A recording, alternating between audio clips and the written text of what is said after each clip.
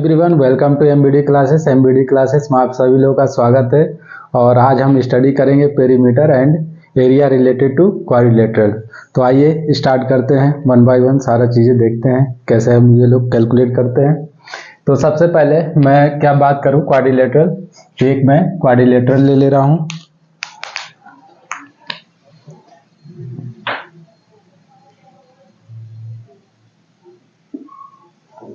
ये हमारा एक क्वाड्रिलेटरल है, इसको मैं नाम दे रहा हूँ ए बी सी डी।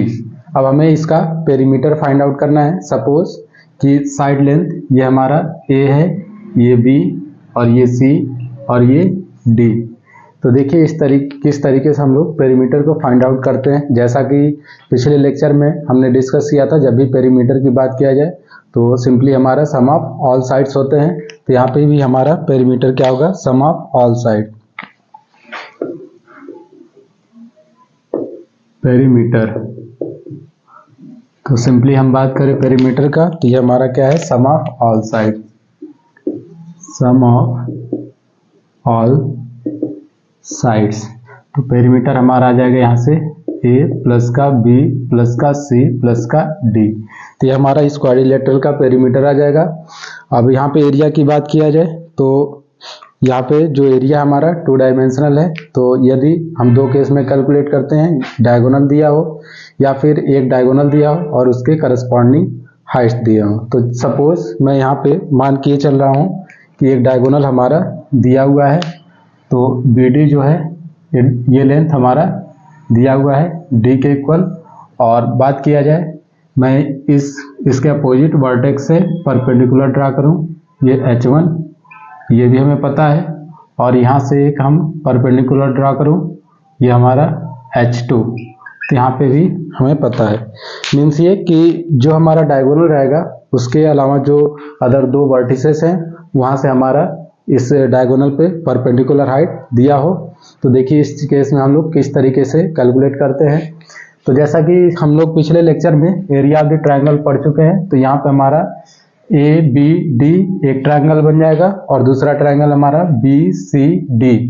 तो दो ट्रायंगल हमारे बनेंगे और इन दोनों ट्रायंगल का जो एरिया का सम होगा वो हमारे क्वाड्रिलेटरल के एरिया के इक्वल होगा। तो चलिए इसी कंसेप्ट को हम लोग यूज करते हैं। बात करें हम एरिया, तो एरिया ऑफ क्वाड्रिलेटरल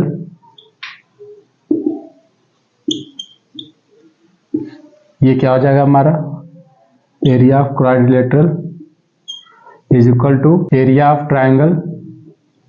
इस केस में देखा जाए तो ये हमारा हो जाएगा ए बी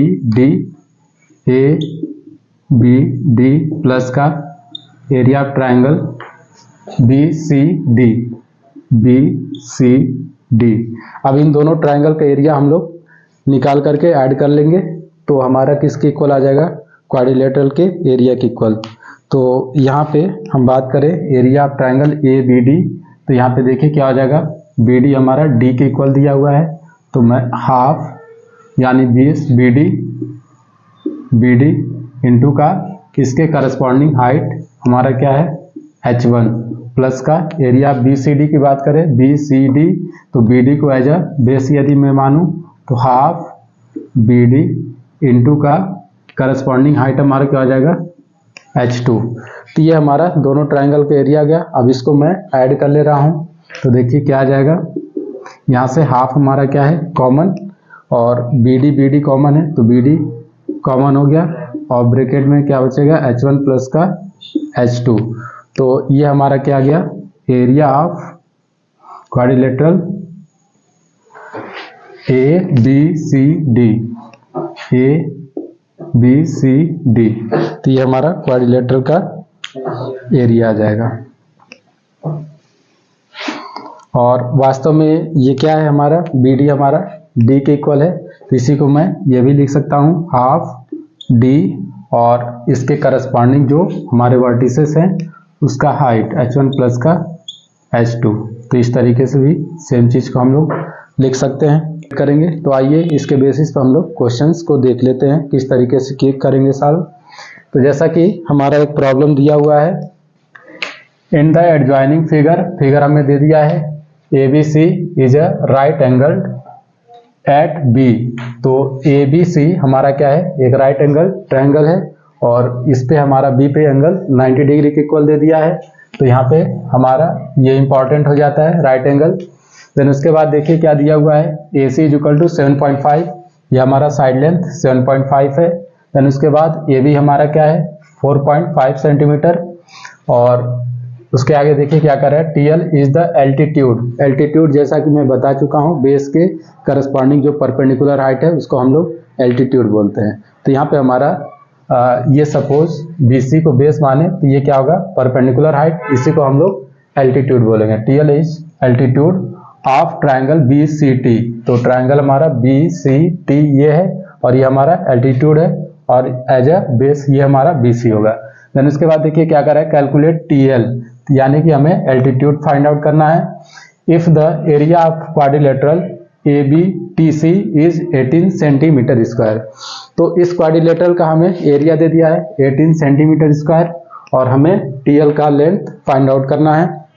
तो बिल्कुल सेम इसी फॉर्मूले को हम लोग यूज करेंगे। तो देखिए किस तरीके से करना है। हम बात करें यहाँ पे तो area of quadrilateral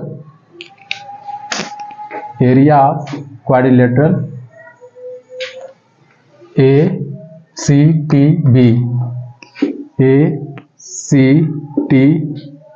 is equal to हमारा क्या होगा, अगर यहाँ पे बात किया जाए तो एज अ बेस मानो BC को, तो क्या लिखेंगे, हाफ बेस यानी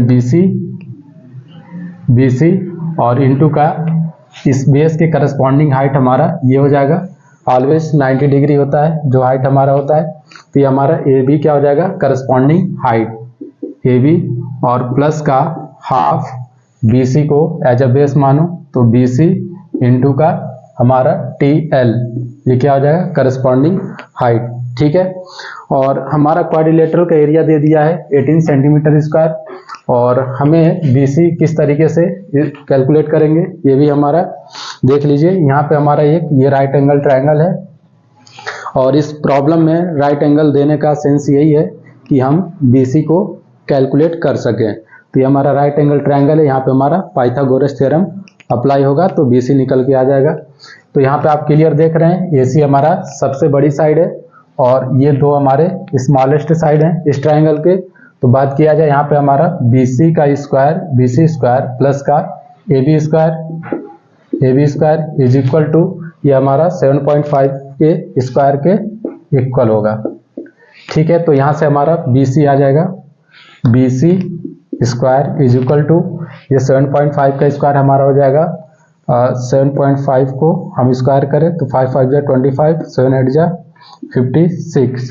तो ये हमारा क्या आ जाएगा 56.25 और माइनस का ये AB हमारा उधर साइड ट्रांसफर हो जाएगा तो 4.5 है तो 4 5 जा 20 और ये कितना आ जाएगा 20.25 है। BC square is equal to ये सब्ट्रैक्ट करेंगे तो 56.25 माइनस का 20.25 तो आ जाएगा 36।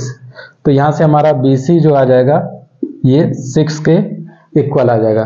यहाँ पे दो वैल्यू आएंगे पॉजिटिव और निगेटिव, और जो लेंथ हमारा होता है कभी निगेटिव नहीं होता है तो केवल हम पॉजिटिव वैल्यू को कंसीडर करेंगे। तो यहाँ से हमारा BC का लेंथ आ चुका है 6 के इक्वल और ये BC का वैल्यू हम यहाँ पे रख देंगे।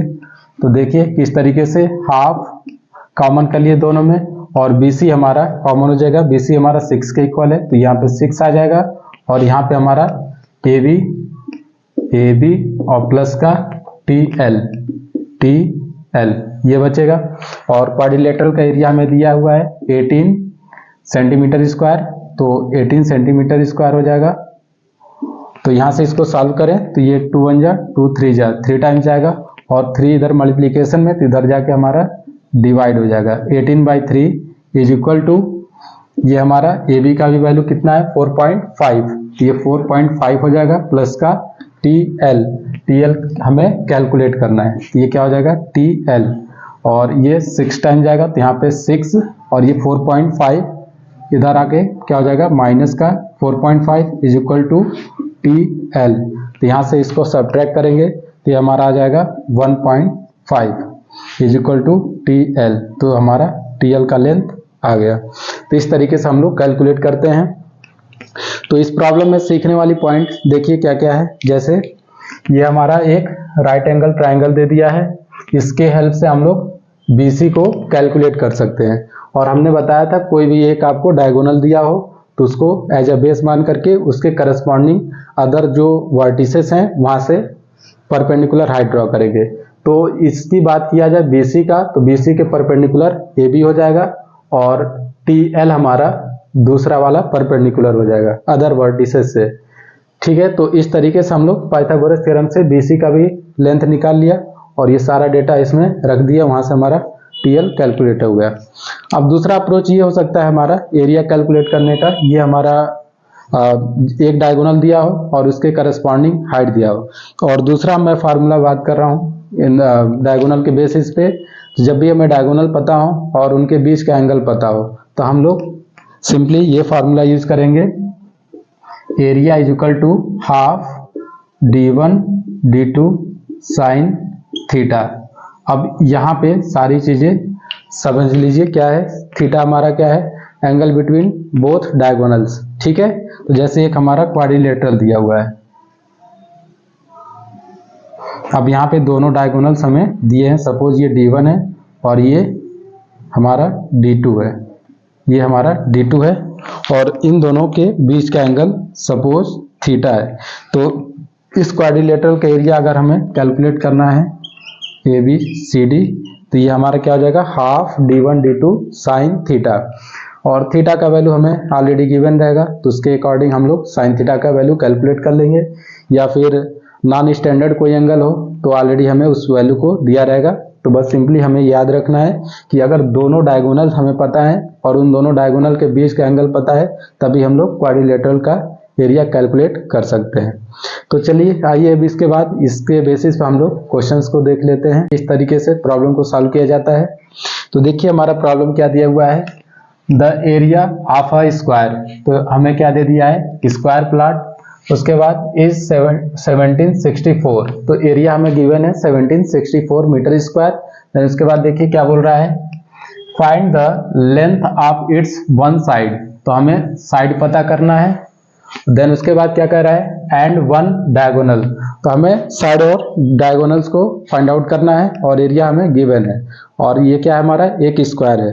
तो आइए देखते हैं क्या कैसे करना है इस प्रॉब्लम को सॉल्व। तो सबसे पहले मैं एक स्क्वायर बना लूं। तो ये हमारा एक स्क्वायर हो गया, इसको नाम दे देता हूं ABCD और इसका एरिया हमें गिवन है। तो हमें ऑलरेडी पता है स्क्वायर का एरिया क्या होता है, साइड इंटू साइड। तो यहाँ पे हमारा साइड इंटू साइड मीन्स ये कि सपोज मैं साइड लेंथ A ले लूं तो ये भी हमारा क्या हो जाएगा A, सारे साइड लेंथ क्या होते हैं इक्वल। तो A area is equal to A square means area already हमें दिया हुआ है। तो एरिया हमारा देखिए 1764 दिया हुआ है, 1764 is equal to A square. अब हम क्या करें, दोनों साइड स्क्वायर रूट ले लें तो साइड लेंथ हमारा यहाँ से आ जाएगा। तो A इज इक्वल टू क्या हो जाएगा, रूट ओवर 1764 और ये हमारा जो स्क्वायर है 42 का है। आप आइडिया लगा सकते हैं, जैसे सपोज मैं 40 ले लूं तो 40 से ये क्या है 40 का स्क्वायर करेंगे तो 1600 आएगा और ये 1600 से ज़्यादा है। तो और लास्ट में 4 आ रहा है मीन्स 2 के स्क्वायर भी हमारा 4 बनता है।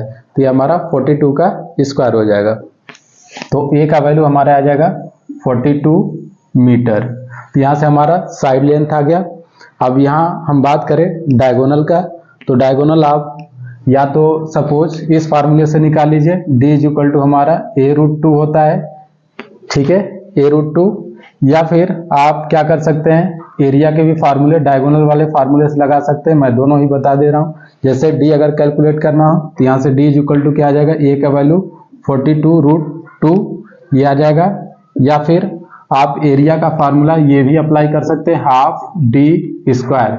ये हमारा डायगोनल के फॉर्म में एरिया का फार्मूला है, ठीक है, स्क्वायर का फार्मूला है। तो यहाँ से भी ये हम सॉल्व कर सकते हैं। तो ये देखिए किस तरीके से करेंगे। यहाँ पे हमारा half D square is equal to 1764 हो जाएगा। और यहाँ से हम बात करें इसका स्क्वायर रूट लेने तो डी बाई ये √2 हो जाएगा इज इक्वल टू इसका स्क्वायर रूट 42। तो यहाँ से d इज इक्वल टू क्या आ जाएगा हमारा 42√2। तो इस तरीके से भी हम लोग सॉल्व कर सकते हैं। ये हमारा क्या है, ये भी एक स्क्वायर का ही फॉर्मूला है। हाँ, एरिया का formula in the form of diagonal, और ये हमारा क्या है in the form of side. तो ये हमारा क्या हो गया सेकेंड मेथड। इस तरीके से हम लोग डायगोनल को फाइंड आउट कर सकते हैं। और ये हमारा फर्स्ट मेथड जब हमारा साइड गिवन हो और डायगोनल कैलकुलेट करना हो। इन केस आपको केवल डायगोनल पूछता तो डायरेक्टली मैं इस फार्मूले को ही यूज कर लेता और यहाँ से डायगोनल लेंथ आ जाएगा, साइड की नीड नहीं है। ठीक है, तो इस तरीके से प्रॉब्लम को हम लोग सॉल्व करते हैं डायगोनल के फार्मूले से। अब यहाँ पे देखिए लॉजिक क्या है डी स्क्वायर का, यहाँ पे दोनों डायगोनल हमारे क्या है सेम लेंथ के हैं। हमें पता है ऑलरेडी कि स्क्वायर में दोनों डायगोनल सेम लेंथ के होते हैं। ये भी डी होगा, ये भी डी, और दोनों डायगोनल के बीच का एंगल 90 डिग्री। तो यहाँ पे साइन 90 का वैल्यू हमारा हो जाएगा 1, और d1 और d2 दोनों इक्वल हैं तो डी स्क्वायर आ जाएगा। तो ये एक हमारा स्पेशल केस बन जाता है। और जनरल फार्मूले की बात करें तो एरिया का हमारा ये जनरल फार्मूला है half d1 d2 sine theta. तो ये आप किसी भी क्वाड्रिलेटरल के लिए यूज कर सकते हैं, बट ये हमारा जो यहाँ पे एक स्पेशल केस है। तो आइए अब इसके बाद some special type of quadrilateral को स्टडी करते हैं और 1 बाय 1 सारे को हम लोग देखते हैं कि किस तरीके से पेरीमीटर एरिया हमारा कैलकुलेट किया जाता है। तो चलिए अब हम लोग स्टडी करते हैं some special type of quadrilateral. तो इसमें सबसे पहले हम लोग रेक्टेंगल को देख लेते हैं कि रेक्टेंगल क्या होता है। जैसा कि ऑलरेडी आपको पहले से पता है कि रेक्टेंगल में हमारे जो अपोजिट साइड्स होते हैं इक्वल एंड पैरेलल। तो हमारा ए बी किसके पैरेलल हो जाएगा, यहाँ पे मैं डी लिख दूं तो A B parallel to D C और A D parallel to B C. और जो एडजेसेंट साइड हैं उनके बीच का एंगल क्या होता है 90 डिग्री के इक्वल। और बात किया जाए डायगोनल का तो यहाँ पे हमारे दोनों ही डायगोनल क्या होंगे इक्वल लेंथ के होंगे। तो मैं ऐसे ड्रा कर दे रहा हूँ डायगोनल को। तो ये सपोज D1 है और इसको मैं D2 मान ले रहा हूँ। तो ये हमारा D1 और D2 क्या होंगे इक्वल साइज, तो आप केवल इसको D मान लीजिए। तो D1 और D2 यहाँ पे क्या होंगे इक्वल साइज के होंगे। और भी इसके अलावा जो भी होता है वो सारा इंफॉर्मेशन आपको आगे हम सेपरेट वीडियो में कवर करेंगे। क्या हुआ हाँ ठीक है चलेगा। ठीक है, तो आइए अब 1 बाय 1 करके इन सारे चीज को स्टडी करते हैं। पेरीमीटर क्या है, एरिया क्या है, किस तरीके से हम लोग कैलकुलेट करते हैं। तो यहाँ पे मैं बात करूं पेरीमीटर, तो पेरीमीटर सिंपली हमारा क्या होगा सम ऑफ ऑल साइड। तो P इज इक्वल टू यहाँ पे देखिए A प्लस का A यानी कि 2A हो जाएगा, और ये B प्लस का B 2B। तो मैं 2 दोनों में से कॉमन कर लूँ तो ये हमारा A प्लस B, तो ये हमारा पेरीमीटर आ जाएगा। और एरिया का बात किया जाए तो सिंपली इसके पहले वाले लेक्चर में हम लोग कवर किए हैं ट्रायंगल के एरिया। तो वास्तव में अगर आप यहाँ पे देखें ये क्या कर रहा है, इस रेक्टेंगल को 2 राइट एंगल ट्रायंगल में डिवाइड कर रहा है। ट्रायंगल बन जाएगा ACD और दूसरा ट्रायंगल ABC। तो यहाँ से हम बात करें ट्रायंगल ADC का एरिया, तो ये बेस और ये परपेंडिकुलर हाइट हो जाएगा। और इस ट्रायंगल की बात करें ABC, तो ये बेस और ये परपेंडिकुलर हाइट हो जाएगा, और दोनों का एरिया हमारा सेम आ जाएगा। तो चलिए इस चीज को करके देखते हैं तो ज्यादा आपको समझ में आएगा। हमें निकालना है area of rectangle ABCD is equal to क्या हो जाएगा, इसको हम 2 ट्रायंगल में तोड़ दे रहे हैं। तो सपोज हम क्या लिखेंगे area of triangle ABC plus का एरिया ऑफ ट्रायंगल ADC ये हो जाएगा। तो यहां से देखिए हमारा ट्रायंगल ABC का एरिया क्या होगा, ये हमारा बेस हो जाएगा A और इसके करस्पॉन्डिंग हाइट हमारा B हो जाएगा। तो यहाँ पे हम बात करें हाफ A इंटू का B, तो ये हो जाएगा। और ट्रायंगल ADC की बात करें ADC, तो आप A को एज अ बेस मानिए, तो ये हमारा करस्पॉन्डिंग हाइट हो जाएगा। ये क्या हो जाएगा हाफ बेस यानी कि A इंटू का B, ये हो जाएगा। और दोनों हमारा क्या है, बिल्कुल सेम है, तो इन दोनों को हम लोग ऐड कर लेंगे। तो हाफ ए बी ये हमारा ए बी आ जाएगा। तो यहाँ से हमारा एरिया निकल के आ गया ए इंटू का बी। जब भी हमारा दो साइड एडजेसेंट साइड्स परपेंडिकुलर होंगे तो इन दोनों का प्रोडक्ट के इक्वल हमारा एरिया आ जाएगा। ठीक है, तो इस तरीके से हम लोग अगर साइड हमें पता है तो रेक्टेंगल का एरिया कैलकुलेट करते हैं। और जैसा कि आपको जनरल फार्मूला मैंने बताया कि डायगोनल के भी फॉर्म में half d1 d2 sine theta होते हैं। तो यहाँ से हमारा दोनों डायगोनल्स क्या है, सेम लेंथ के हैं, तो यहाँ पे दोनों d हो जाएगा। और सपोज इनके बीच का एंगल हमारा थीटा है, और या फिर कोई भी एंगल रहेगा स्टैंडर्ड तो हमें गिवन रहेगा, नॉन स्टैंडर्ड रहेगा तो उसकी वैल्यू हमें गिवन रहेगा ऑलरेडी। तो यहाँ से हम दूसरी बात करें एरिया का फार्मूला, तो एरिया इज इक्वल टू ये हो जाएगा हमारा हाफ डी, और दूसरा वाले भी डायगोनल डी है तो डी इंटू डी स्क्वायर और साइन थीटा। तो ये हमारा डायगोनल के फॉर्म में एरिया का फार्मूला आ जाएगा। ठीक है, और तीसरी मैं बात करूं इसके डायगोनल लेंथ की, तो यहाँ पे हमारा अगर डायगोनल लेंथ कैलकुलेट करना है तो ये राइट एंगल ट्राइंगल बनेगा हमारा। तो यहाँ से मैं क्या लिख सकता हूँ, D square is equal to A square plus का बी स्क्वायर, ये हो जाएगा। तो दोनों साइड स्क्वायर रूट ले लें तो D is equal to A square plus का बी स्क्वायर। तो ये हमारा डायगोनल का फार्मूला आ जाएगा। कई बार जो ए के जगह पे हम लोग एल ले लेते हैं तो सेम है, कोई फर्क नहीं पड़ता, आप ए लीजिए या फिर एल लीजिए। तो एल आप एल लेते हैं तो यहाँ पे ए के जगह पे एल आ जाएगा। तो इस तरीके से हम लोग रेक्टेंगल का एरिया कैलकुलेट करते हैं। अब चलिए इसके बाद हम लोग पैरेललोग्राम का बात करते हैं। तो वास्तव में अगर हम रेक्टेंगल को डिस्ट्रॉय कर दें, यहाँ पे हम कुछ फोर्स अप्लाई कर दें तो ये हमारा टिल्ट हो जाता है। तो इसी को हम लोग क्या बोलते हैं, पैरेललोग्राम।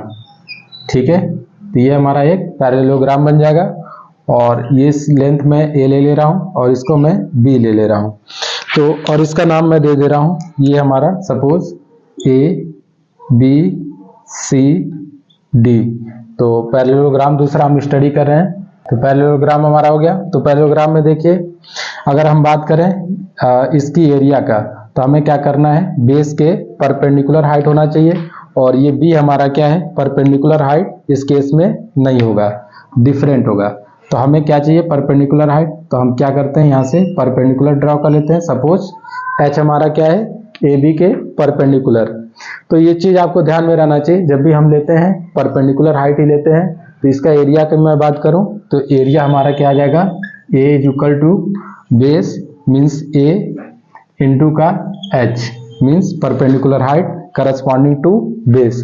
तो ये हमारा इस तरीके से एरिया आ जाएगा। और ये ऑलरेडी आपको दिया रहेगा एच या फिर कोई रिलेशन दिया रहेगा जिससे आप इजिली कैलकुलेट कर सकें। तो ये हमारा पैरेललोग्राम का एरिया आ जाएगा। और दूसरा फॉर्म अगर बात करें डायगोनल के फॉर्म में, तो सपोज इसका डायगोनल हमारा D1 है और इसका डायगोनल मैं D2 ले लूं, तो और इनके बीच का एंगल थीटा हमारा है। तो यहाँ पे क्या हो जाएगा, half D1 D2 sine theta. तो ये डायगोनल के फॉर्म में भी हम लोग एरिया को कैलकुलेट कर सकते हैं। और यहाँ पे तीसरी चीज अगर पेरीमीटर की बात किया जाए तो सम ऑफ ऑल साइड हो जाएंगे। तो पेरीमीटर हमारा देखिए क्या आ जाएगा, a प्लस ए यानी कि 2a, तो 2 में कॉमन कर ले रहा हूँ, a प्लस बी मीन्स जो हमारा रेक्टेंगल का पेरीमीटर आएगा सेम वही पेरीमीटर हमारा इसका आएगा। और होना भी चाहिए क्योंकि ऑलरेडी मैं आपको बताया था कि ये क्या है, बाउंड्री लेंथ।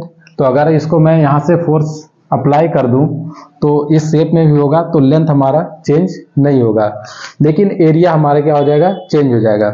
तो सेम हमारा साइड लेंथ है लेकिन रेक्टेंगल का जो एरिया आएगा वो क्या आएगा, ज्यादा आएगा as compare to parallelogram. Means ये कि आप इसको डिस्टर्ब करेंगे तो ये हाइट क्या होगा, रिड्यूस होगा। और हाइट रिड्यूस होने से एरिया पे हमारा क्या पड़ेगा, इफेक्ट करेगा। ठीक है, तो कुछ क्वेश्चंस मैं ऐसे कराऊंगा भी जिसमें आपको क्लियर दिखेगा कि एरिया किस तरीके से रिड्यूस हो रहे हैं। देन इसके बाद अब हम लोग बात करते हैं स्क्वायर का। तो आइए स्क्वायर को देख लेते हैं।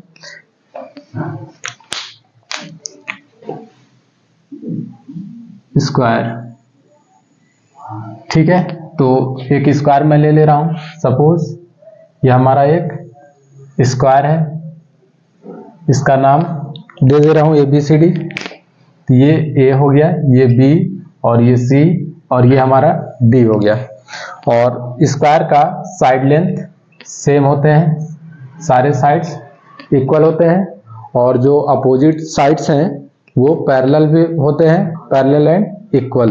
तो यहाँ पे सारे साइड्स इक्वल हैं और सारे angle, each angle is equal to 90 degree. तो सारे के सारे एंगल हमारे क्या होंगे, 90 डिग्री। और यहाँ पे बात करूँ डायगोनल, तो दोनों डायगोनल का लेंथ सेम होगा। तो यहाँ पे हमारा दोनों ही क्या हो जाएंगे, D। और तीसरी बात मैं करूँ तो दो डायगोनल के बीच में हमारा जो एंगल बनता है 90 डिग्री के इक्वल बनता है। तो यहाँ पे डायगोनल के बीच का एंगल जो होगा हमारा 90 डिग्री के इक्वल होगा। और एक इम्पॉर्टेंट बात आपको मैं बता दूं, जब भी side length adjacent side same length के होते हैं तो डायगोनल हमेशा ही एक दूसरे के परपेंडिकुलर होते हैं। तो चाहे आप बात करें स्क्वायर का या फिर रोम्बस का या फिर काइट का, तो ये सारे ही क्या होते हैं, एडजेसेंट साइड, इक्वल साइड होते हैं। और इनके जो डायगोनल होंगे ऑलवेज 90 डिग्री के एंगल पर होंगे। तो आइए और आगे चीजें देखते हैं। इसमें पेरीमीटर की बात करें, simply some of all sides means a plus a plus a plus a, ये क्या आ जाएगा, 4a के इक्वल। तो ये हमारा पेरीमीटर हो जाएगा 4a। और उसके बाद एरिया का बात करें तो देखिए हमारा जो बेस है वो भी a है और इसके करस्पॉन्डिंग हाइट भी क्या है, a। तो बेस इंटू हाइट हमारा होता है, एरिया हमारा a इंटू a स्क्वायर आ जाएगा, ठीक है। और in the form of diagonal की बात करें तो देखिए डायगोनल के फॉर्म में क्या आ जाएगा, एरिया ये हमारा हो जाएगा half d1 d2 sine theta, जो हमारा जनरल फार्मूला है। और यहाँ पे d1 और d2 दोनों सेम है, तो क्या हो जाएगा d स्क्वायर। और साइन थीटा, साइन 90 डिग्री का वैल्यू हमारा 1 के इक्वल है। तो सिंपली हमारा जो डायगोनल के फॉर्म में आ जाएगा, ये हमारा क्या आ जाएगा, हाफ d स्क्वायर। तो ये हमारा डायगोनल के फॉर्म में एरिया का फार्मूला आ जाएगा। अब इसके बाद बात करें अगर हम डायगोनल लेंथ की, तो डायगोनल लेंथ ऑलरेडी आप देख रहे हैं कि अगर मैं कंसीडर करूं ट्राइंगल ABC, तो ये दोनों साइड्स हमारे इक्वल हैं और पाइथागोरस थ्योरम हम यूज करेंगे। तो d square is equal to a square plus का a स्क्वायर, और यहाँ से सॉल्व करेंगे तो a square plus a square 2a square, तो स्क्वायर रूट ले लें तो d इज इक्वल टू 2 का स्क्वायर रूट 2 और a का स्क्वायर रूट a। तो यहाँ से हमारा डायगोनल क्या आ जाता है, रूट 2a। तो इसको आपको ऑलवेज रिमेंबर रखना है कि जो हमारा डायगोनल होता है वो साइड का रूट 2 टाइम्स ज़्यादा होता है। तो ऑलरेडी डायगोनल हमारा लेंथ ज़्यादा है भी, तो आप इस चीज़ को डायरेक्टली याद रखेंगे कि रूट 2 टाइम्स ज़्यादा होगा साइड के डायगोनल, ठीक है। तो ये कुछ रहा हमारा स्क्वायर के से रिलेटेड टर्म। अब इसके बाद हम बात करते हैं रोम्बस। तो रोम्बस क्या है, तो सिंपली जिस तरीके से हमारा रेक्टेंगल का डिस्ट्रॉय फॉर्म क्या है, पैरेललोग्राम, तो सेम उसी तरीके से हम स्क्वायर को अगर डिस्टर्ब कर दें, यहाँ से फोर्स अप्लाई कर दें, तो ये हमारा एक रोम्बस बन जाएगा। तो इस तरीके से हमारा एक रोम्बस बन जाएगा। तो देखिए रोम्बस में क्या क्या इंपॉर्टेंट चीजें बातें हो सकती है।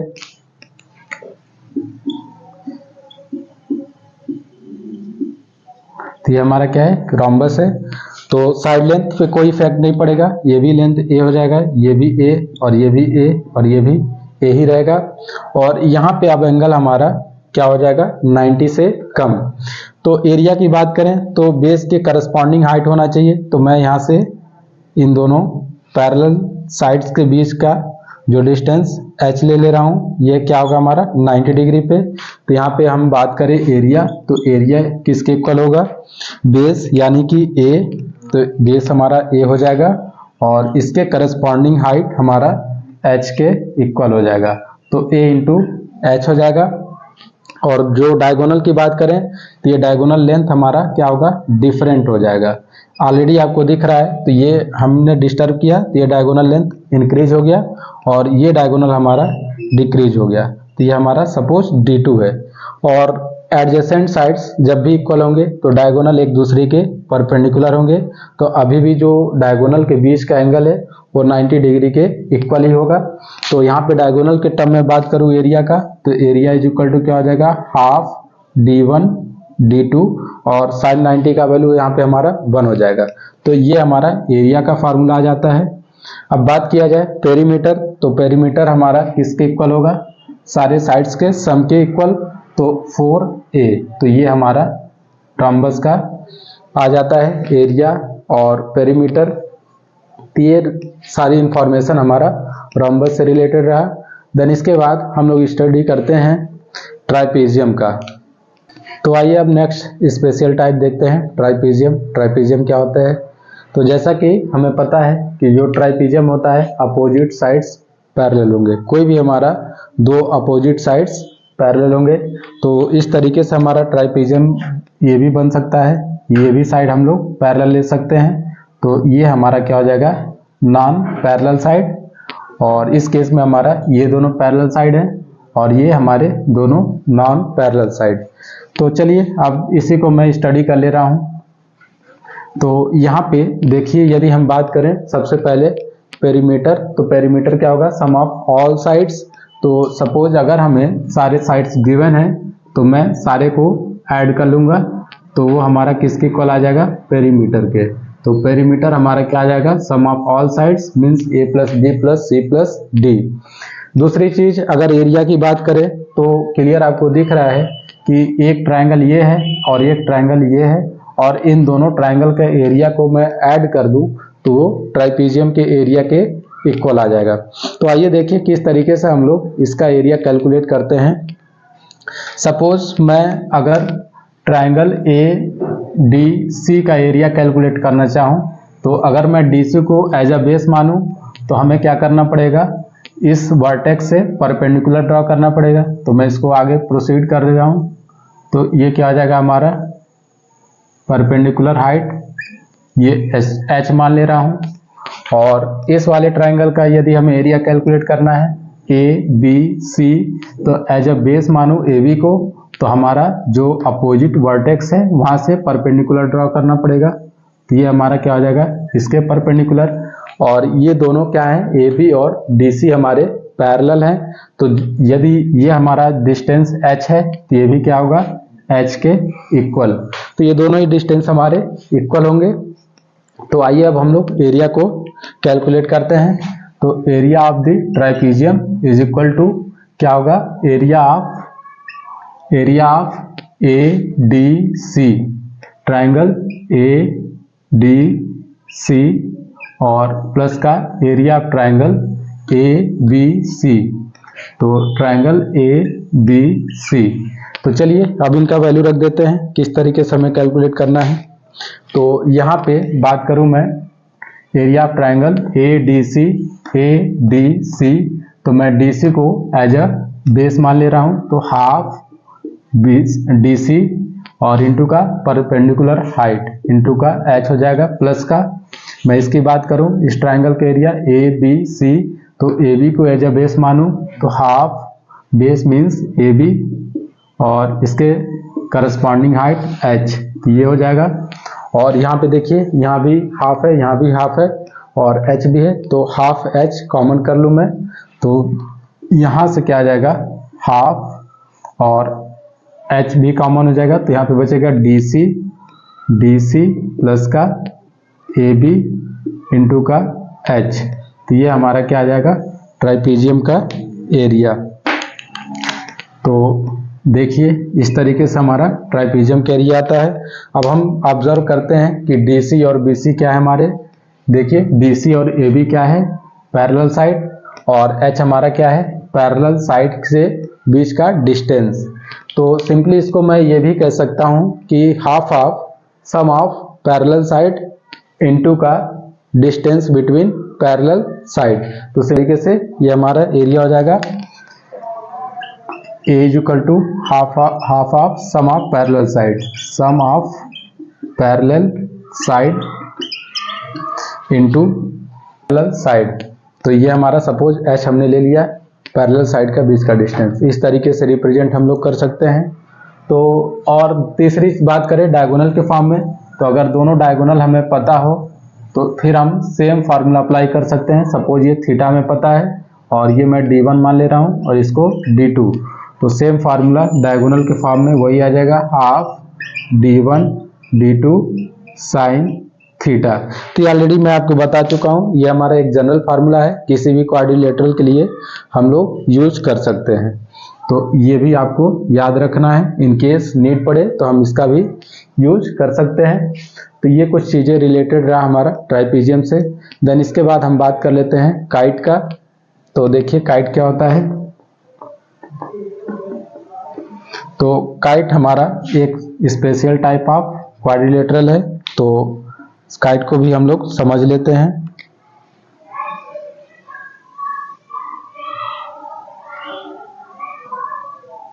तो काइट का क्या खास बात है, जो एडजेसेंट साइड होते हैं वो हमारे क्या होते हैं, इक्वल होते हैं। तो सपोज अगर ये ए लेंथ का है तो ये भी हमारा क्या होगा, ए लेंथ, और इसको मैं बी ले रहा हूं तो ये भी हमारा क्या होगा, बी होगा। और दूसरी खास बात मैंने आपको बताया कि जो अगर एडजेसेंट साइड सेम होते हैं तो जो डायगोनल्स होंगे वो क्या होंगे, एक दूसरे के परपेंडिकुलर होंगे। तो ये दोनों डायगोनल का बीच का एंगल 90 डिग्री के इक्वल होगा। तो सपोज इसको मैं D1 मान ले रहा हूँ और इसको मैं D2 मान ले रहा हूँ। तो इसकी एरिया की बात करें तो देखिए क्या आएगा एरिया हमारा। अगर हम एरिया की बात करें तो इसको दो ट्रायंगल में हम लोग तोड़ सकते हैं। एक ट्रायंगल हमारा क्या बन जाएगा, इसको नाम दे दे रहा हूँ सबसे पहले ABCD।